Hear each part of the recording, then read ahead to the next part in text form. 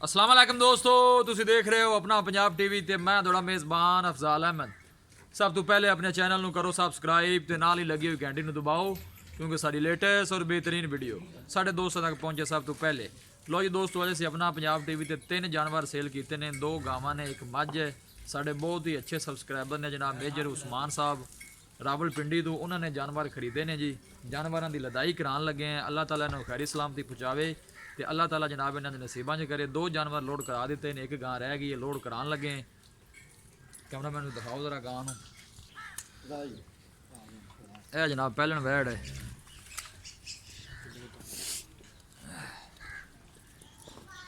दो जानवर जनाब लोड करवा देते हैं। यह जनाब एक वैड रह गई पहले माशाल्लाह।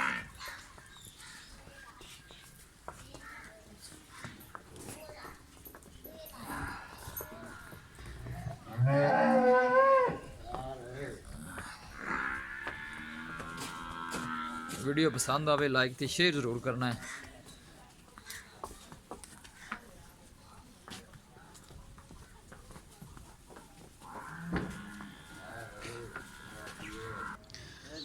ਇਹ जनाब एक वैड़ है, एक जनाब है मझ उन्हें साढ़े को खरीदी।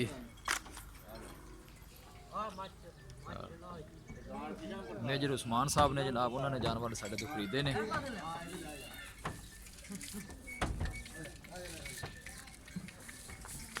अल्लाह ताला खैरी सलामती पहुँचावे।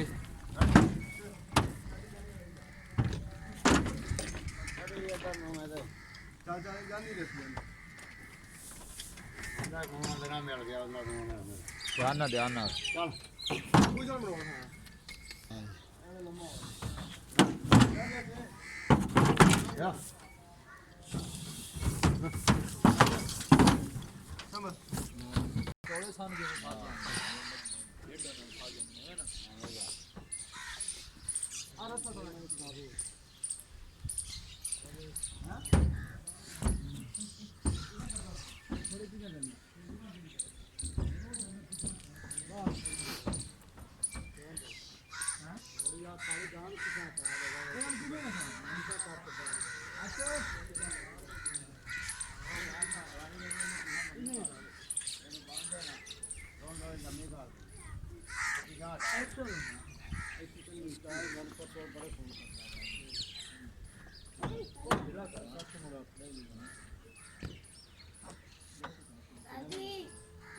पीछा गाली मन हो जानी चाहिए। लो जी डंगर तिन्ने जनाब लोड करवा देते ने। 2 है खड़े ने, बंदा भी उसे बिठा देता है ध्यान करने वाला। नजर रखी भाई, सोना नहीं था। हाँ ठीक है। मेजर उस्मान साहब ने जनाब पिंडी तो 3 जानवर जनाब पिंडी जा रहे हैं। लाओ लाला लाओ डाला लाओ। अल्लाह ताला इन्होंने खैरी सलामती पहुँचाए जी।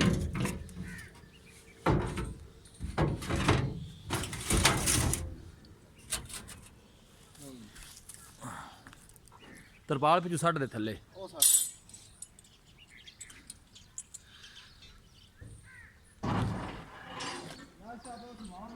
मेजर उस्मान साहब ने जनाब साढ़े बहुत ही अच्छे सब्सक्राइबर ने पिंडी तो। सूबेदार लियाज साहब ने जनाब उन्होंने जनाब जानवर कल तो साढ़े कोल आए ने, उन्होंने जानवर खरीदे ने।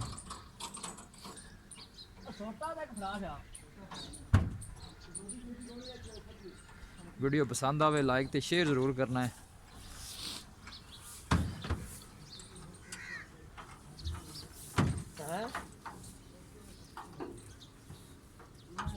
डंगर वे लाली खुले करते बस ठीक है ठीक है।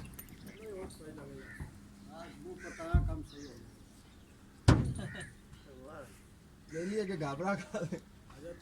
वो यार फिर इंजी है ना भाई। ਜਿਹੜੇ ਗਾਂ ਦਾ ਮੂੰਹ ਪਰਤਾਇਆ ਹੀ ਹਾਂ, ਉਹ ਗਾਂ ਦਾ ਮੂੰਹ ਪਰਤਾਇਆ ਨਾਲ ਉਹਲੀ ਸਾਈਡ ਤੇ ਲਾ ਦੇ ਦੇ। ਉਹਲੀ ਸਾਈਡ नहीं वो पीछे ठीक खुली होगी, खुली पीछे खुली होगी, ठीक होगी। और सारी जगह भी खुली है। हाँ खाल भी सुकून मोल ना खाले। हाँ हाँ फल भी मंजे के थले ने। और छोटी को देना